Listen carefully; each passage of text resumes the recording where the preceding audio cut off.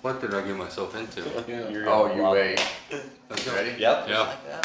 Hey, y'all. Welcome back to Inside the Barrel. I'm Double J. I'm Big H. I'm Nathan. Nate Dog. Hey, we're on special.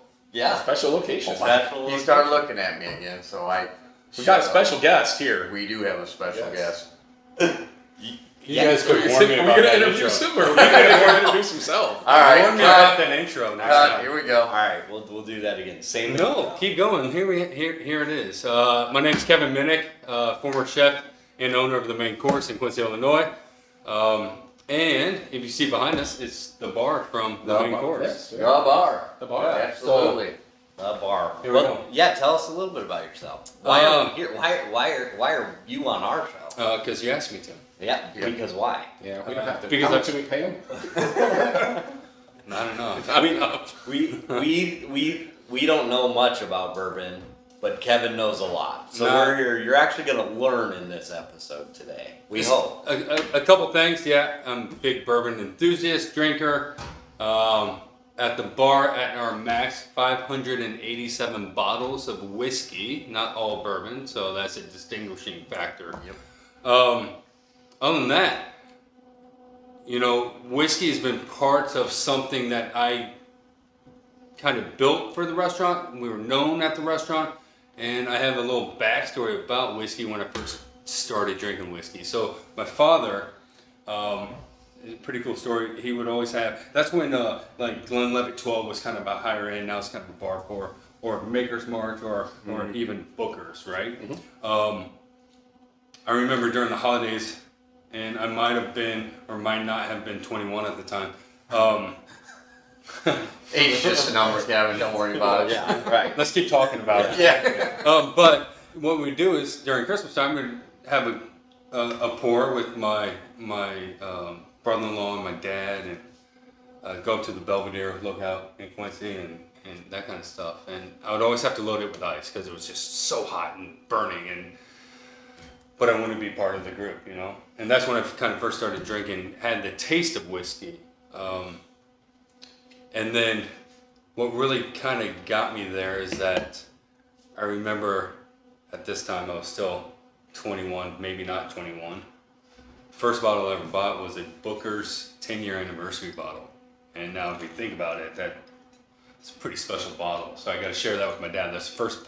I bought it for him for Christmas. I had somebody buy it for him for Christmas, and we got to try that. So it was pretty cool to share such a cool bottle. That's literally the first bottle I had somebody buy me. So did the collection just go from there? So at the main course, what happened was, no, it wasn't. It wasn't then. It was probably around 2013 when we started really building this at the main course. And when Jack Sinatra came out, it was allocated limited release bottle. I got a bottle. It was fairly expensive for the time, especially wholesale. And we ended up selling 3 bottles in 1 year. We went through 3 bottles in 1 year. And I'm a numbers guy, and doing the numbers, I was like, I can sell 3 bottles of this at $20 a pour. People in town will drink it, right? Yeah. Nobody else had it. No. What else can we do? So, long story short, I had 10 bottles of whiskey on the bar, and ended up with 587. Wow. Yeah. So it's Yeah. You know, it was a lot. It was kind of a passion. There was a time where my partners at the main course were like, "Hey, remember, you're a restaurant, not a bar." I'm like, I know. So, but your bourbon experience is far more than what you're putting at the bar and what you're putting on, what you're selling to customers. Yeah, like, you know, you go after the Dusties. You've been to some auctions. On TikTok, that vintage whiskey dude. Haven't posted in a while. I got a couple more videos that were done. Been pretty busy, but follow me there. And you know what we do, and what I like to do is go after the old stuff. It's not made the same. Correction, it's made the same. It's just different, right? It's stave aging, the size of the trees that are broken down. Conditions have changed. Grain sourcing has changed. So there's so many different factors that go into it about the vintage side of it, and the vintage is considered 20 years, right? So if we actually do that, anything made in 2000 is considered vintage. However, as a collector of whiskey, we go after those tax strips, right? So about 85 to 87 is when it stopped. 85 to 87, you didn't have to have it on there. Some people put faux tax strips on there. Some people use the federal tax strip on there as well. Right. So, So you have like a sweet spot that you look for in that vintage stuff, or? no, I like all the vintage stuff. Just all- But people ask me, okay, I do. Okay. So it's, I tell you what, I love Jim Beam products. It's no joke. If I could have one whiskey for the rest of my life, as much as I've been able to try in my career, I guess, or life, it'd be 1968 to 1972 Jim Beam's Choice 8-year 86 proof. Okay, so if you find an unopened bottle of that, what does that go for today on secondary? I don't know, $75. Oh, really? That's it? Yeah. Okay. It's a hard one to find, though, I'm assuming, right? No. No, it's not. No, Huh. not so much. You know, they make a bunch of back in the day. They made a ton of decanters, right? That was their Okay. selling point. Yeah. Going into the what we call glut era, into the '70s, shaken not stirred. That's when vodka really took off. Mhm. You blame a lot of people blame James Bond, Yeah. right? But that was when they started proofing stuff down, 86, 80 proof, making it a little bit more approachable than the 100 proof. Flavor profile. So, but I love that stuff. It's easy to drink. It's tasty. At one time, I think I had like 12 or 13 in my collection that we just kept opening. So that you mentioned that I do it once in a while, like an antique store, and I'm walking around and I see like the decanters you're talking Yeah. about, like Jim, and I'll pick them up and shake them, and there might be something in there. If it's been opened, is it still good to drink, or am I looking for something that still has a seal on it? Or at the same time, if it's been open, it may not even be whiskey. Someone else may have poured it. Correct. So you can never verify contents, but if it's open, it's worth a shot. And the one thing you want to look for is clarity. If you can see through it, it's good. Okay. It may fall flat. Yeah. Right. Oxidation will start to change the chemical compound in whiskey with the lipids and fatty acids and all that kind of stuff. But if it's clear, it's good to go. Sometimes I have a bottle on the shelf, starts to turn a little hazy. We better drink this up. It may not drink 100%, but you still get a good idea. Yeah. You know. So the vintage part, I've been pretty blessed. Here's another shameless plug. Look up Men's Journal.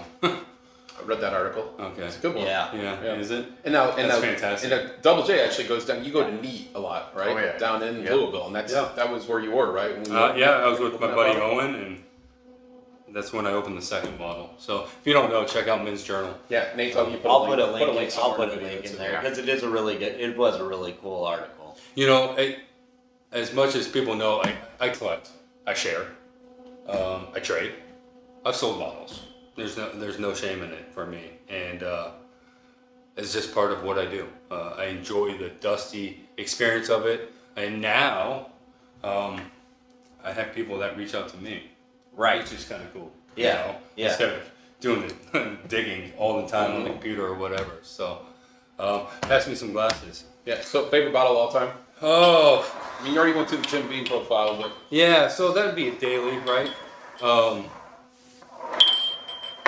I got it more of a top 5, Okay. more than Ooh, a that'd be bottle good. of all 5. Okay. and it may not be favorite And this flavor is- profile. It could this just is- be favorite this is fine, current favorite sell, production you know. stuff. That we Current can production get. stuff? That we can get. That you could get right. Oh, that now. changes like, things. Like, Right. Changes Right. it. You Like can, for walk our in your local viewer- liquor store and find Oh. something. yeah, our viewers are looking to get into bourbon or something. Well, Or they come to sit down here and they want to get something from you. Like, well, we can't do that. how are you anymore. stinky? I know I asked that the wrong way. But no, so I understand that part, right? And everything behind me, I've tried 99% of it. I have a couple bottles that we saw him open, or I haven't tried that variation of it, right? Check on the back shelf, Matt. Check on the back shelf in the prep room. See how many we got. But current stuff, nothing is on my top 5, honestly, Yeah. because that's my, going down that vintage roadway. Yeah. Right.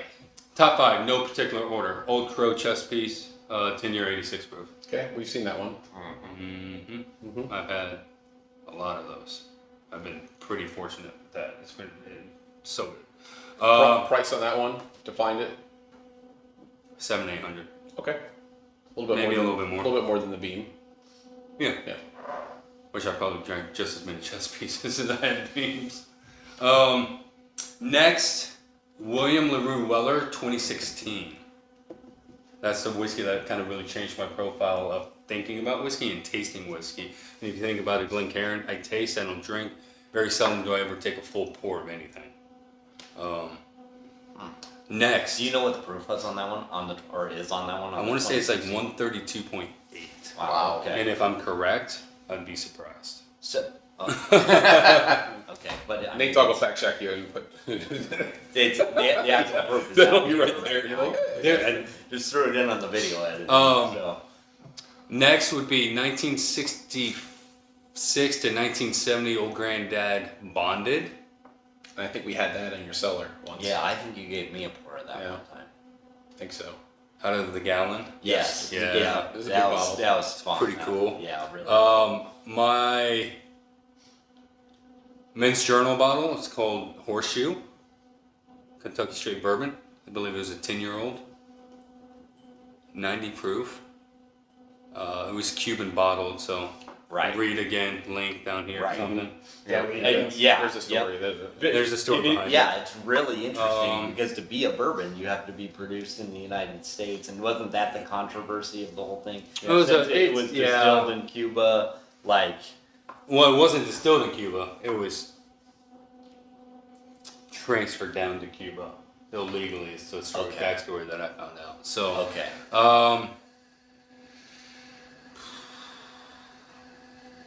4, I think. I know. Yeah. I got another one. The Cabin Still, 91 proof, 5-year hillbilly decanter. And if you want to correct me, it's the first one, 1954, not the 1960. It's the hand painted one, not the ceramic one. am I gonna have a hard time finding pictures of all these? 'Cause Probably. I normally like to populate the videos. Of what Probably. you're talking about. No, maybe not. The Okay. horseshoe? Oh, no, I don't know.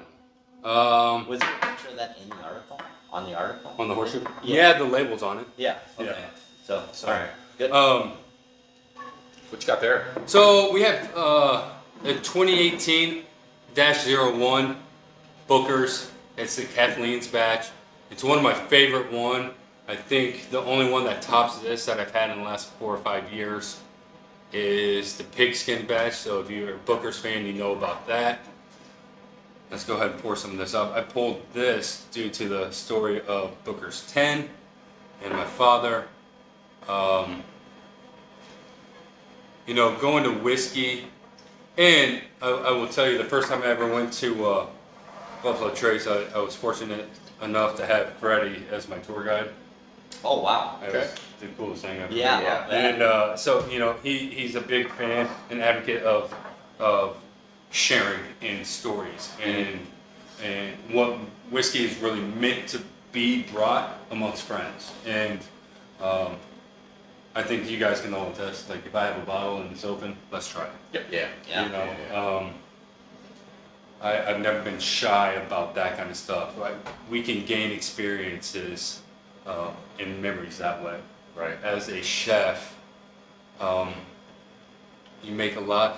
When we travel, or anything that we do, right? We always have a meal. Thanksgiving brings family together. We travel, we have a meal here. We just go hang out with buddies, have dinner, and have a drink, right? You make memories that way. Right. And a lot of times it's over food. Well, as a whiskey enthusiast, there's times where you do a bottle share and people bring a bottle. I can tell you multiple times where I've met somebody for the first time, knew who he was, saw him in the hotel, asked him if it was him. He said yes. Went out to his car, came back. We had a bottle share. He dropped the bottle off. He was like, "Here you go, enjoy." Cool. Never met the guy before in my life. I knew who he was. I was down in Kentucky, and it was just that's what it's about, right? Yeah. So, Yeah. cheers, guys. Thanks for having me on. Oh yeah. Thank you. I appreciate it.